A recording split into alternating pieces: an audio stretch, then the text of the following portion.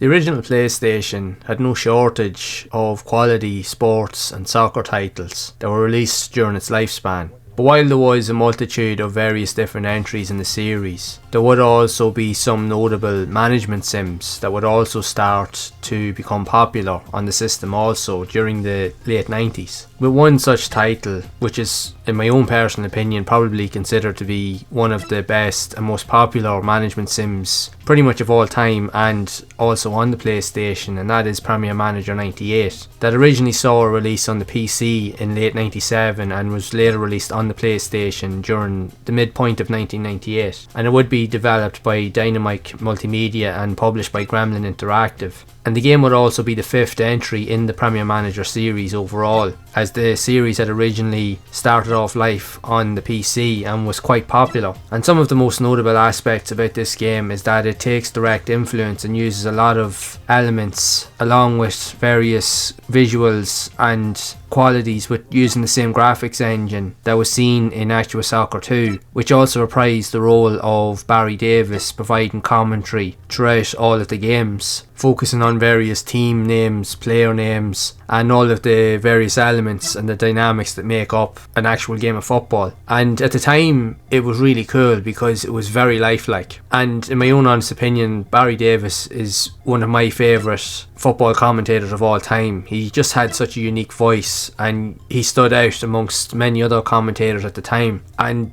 his voice with this series of games really suited the whole aesthetic that date back even to the very first Actua Soccer game that was originally seen on the PlayStation in the first few months of the console's release in 1995. And while you can't play through the actual games as such in this, you can view the highlights where you have the direct commentary from Barry himself, overviewing and overlooking various elements from shots to various types of statistics, calling out players' names, teams, and it's just the whole experience is very, very reflective of its time, but at the same time it was also very, very realistic. It just made you feel like you were part of the whole experience and like you were watching something live on TV, which back then was definitely a really cool feature. Yes, games and management sims have evolved a lot since then, but back during those early days of 3D games, there was just something really kind of like, when you look back at being very nostalgic, that just you don't really get in games of today. Even with all the fancy graphics and shiny objects and so forth, it was definitely a different time, and it was more of a fun time to experience all of these unique qualities in games. So with that, many of the other features, the game was also playable with the likes of the PlayStation mouse accessory if you managed to have it. But even at that, you could play through the game just using a standard controller. And there was some really cool ideas behind the development of this game as well, because the developers had originally worked on earlier Premier Manager games dating way back to 1992, and for this game the developers also enlisted the writers of Goal magazine and other fanzine editors and even football fans to also help provide individual statistics and various elements to build up the players' databases and player pricing and everything that goes with it that were kind of reflective of the time. While the game was also endorsed by real life football managers at the time with Joe Kinnear, Harry Redknapp and Dave Bassett. So it'll definitely tell you the marketing aspects behind this game, and even with research that I've even managed to find online, which is quite crazy for a management sim and especially for a PlayStation game, which even though management sims were considered to be quite popular on the likes of PC and so forth, but not as popular on the PlayStation, because the only other alternatives that we had before that would have been the likes of earlier entries with the likes of Onside Soccer that had basic management sim elements into it, but you could also play the games. Now, while that's not considered to be a great soccer game in its own right, it definitely did have some unique early elements to those aesthetics. But Premier Manager 98 is where management sims genuinely started to become popular on consoles, and the game reportedly sold 44,000 copies in its first week of release, which instantly made it the highest selling video game in the UK in July 1998, and it ended up being the 4th highest selling game in 1998 overall, which when you think of it, for a management sim, to be one of the best selling games on consoles is truly incredible when you really think about it. And even with that, the game received nothing but praise, with critical reviews giving it really high reviews across the board, both on PC and even the console version, as it had a lot of up-to-date stats. It had a lot of very unique elements with all like different types of Premier League teams, even from lower division, like from Division 1 and even Conference League divisions and so forth. And you could interact and deal in transfers where you would have direct influence over players' wages, team setup, team formations. You could literally control everything that you could do with a team. And there was a lot of hidden elements as well that would throw up a few curveballs, but also would work in your favour depending on different situations, or depending on players that you bought or that you invested time and money into, which was quite incredible. Even from my own personal experience, I did play this game a good bit back in the day, but it was actually my brothers and some of my friends. Literally, the lads would just sit for hours playing this game. From what I remember looking back, during the summer months of 1998, the boys would always end up between playing this game and XCOM Enemy Unknown. They would always be jumping between the two, but they spent a lot more time on Premier Manager, almost to a point that I would end up have gone to bed, but the boys would be still up playing all night. And even going back to even some funny stories when we were all still living at home, because I had like 4 younger brothers, and some of my mates used to stay over at the house during the summer months when we were all off secondary school or whatever, and the lads would be still staying up, and my dad would actually be getting up to go to work the next morning, and the boys would still be playing it. So what the boys would actually do is they would turn the TV off, or they'd put it on standby to make it look like as if the TV was actually knocked off on the wall, because my dad would always come in to make sure that the power was always off on the wall. So the boys would trick him into thinking that everything was off.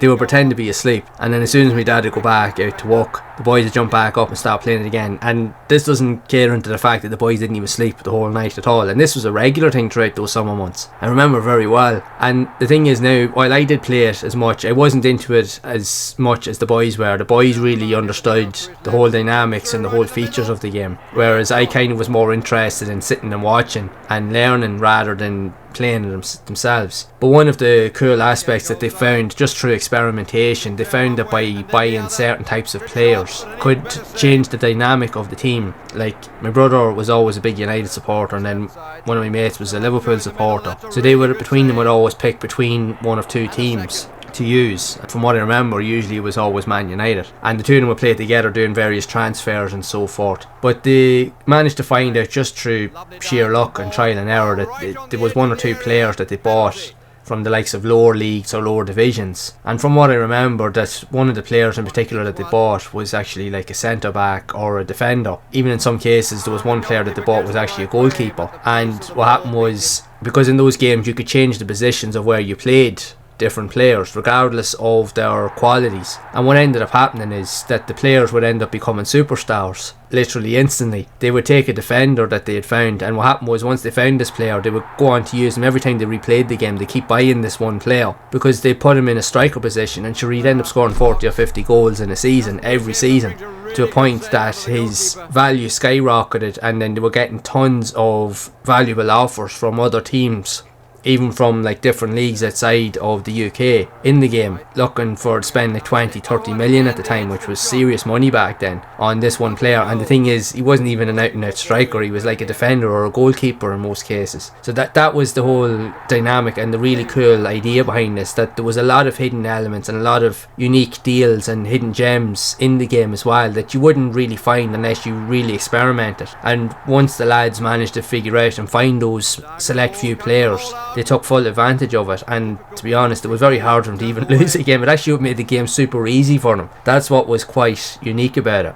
Like, even thinking back, even for myself, more so as an outsider or a bystander just sitting watching the game, it was a lot of fun to see everything unfold, even so much to a point that my dad ended up getting involved playing the game as well. And sure, once my dad got involved, he was as bad as we were, addicted to these type of games, and this was more his thing because he loved watching like football growing up. He's a Tottenham Hotspur man, and he loved watching Match of the Day on Saturdays and watching football whenever it was on TV. So for him to get to see something in real time that you could have some level of control on was pretty cool. So between my mates and my brothers and my dad would sit for ages playing this game. It was actually the one of the two few games that once the lads got on it, I had no chance of getting on the computer. So that was a rare occurrence. That never really happened. But yeah, this was one of those games that I lost my power over that, as they say, but sure, that's just the way things were. But at the same time, for me, it was kind of a good thing, because at least I could take a break. Although I didn't feel like it back then, because I was itching to get at playing whatever game I was playing at the time, and I couldn't wait for the lads to finish up. But yeah, I remember the summer months of '98, that was crazy, because yeah, even for the amount of times I did get to play the PlayStation, once the boys got on it, that was it. But again, that was just, they were good times, so they were. And that's why I love to share the memories of that, because these games like that, they do hold a lot of nostalgic memories, even not just for me, but for people that I'm close to as well, and people I grew up with. And generally, if we do have discussions with games, because we do talk a lot about that on our new podcast channel, which if you haven't watched it, I'll leave a link down in the description to it, where we always talk about it, a lot of our combined memories of games growing up. And there's a lot of really cool like stories and funny stories that we share over the years. And to be honest, games like this here, like Premier Manager 98, comes up in topic of conversation quite a lot, because there's so many dynamics and there's so many cool things about these type of games that you wouldn't have really looked upon and you wouldn't really see in games today, but they were very influential back then. And it's just, they do hold so many fond memories, and it's always good to reflect on them, especially if you do like old school retro games. This is one of them out there that will bring back that sense of nostalgia, and I'm sure myself and my brothers and that weren't the only ones that found this game to be popular. I'm sure there's plenty of others, considering that it was one of the best selling games during 1998 in the UK. Clearly states that this game was popular across the board, and I think it was definitely one of the best management games, if not the best management game on the PlayStation, pretty much I think ever at that point. While there was a sequel with Premier Manager 99, which was also another good game, I think it just didn't have the mass appeal, or didn't hit that peak that 98 did. 98 definitely seems to have a lot more memories for a lot more players as such. And while it doesn't have a lot of the intricacies that more updated like PC versions probably would have had at the time, but this game was still able to hold its own even compared to those games, even so much to the point that I would personally consider to be one of the best management sims that I've ever played. So there's a lot of fun, and if you do genuinely like football management sims, plus if you like old school commentary from the legendary Barry Davis, just to give you that hit of nostalgia to go back to the good days of football, I definitely recommend that you give this one a go for sure, as there are some cool football games on the PS1, there's no doubt about it. But even at that, this game definitely stands up there with the best that the PlayStation had to offer at the time, even though it has a different dynamic to it. But it still definitely, it did appeal to a lot of players back then, so I'm sure it does hold a lot of fond memories for many people out there, so it's definitely worth revisiting in my book. But at the same time, I would also love to know your thoughts of this unique and iconic game for the PlayStation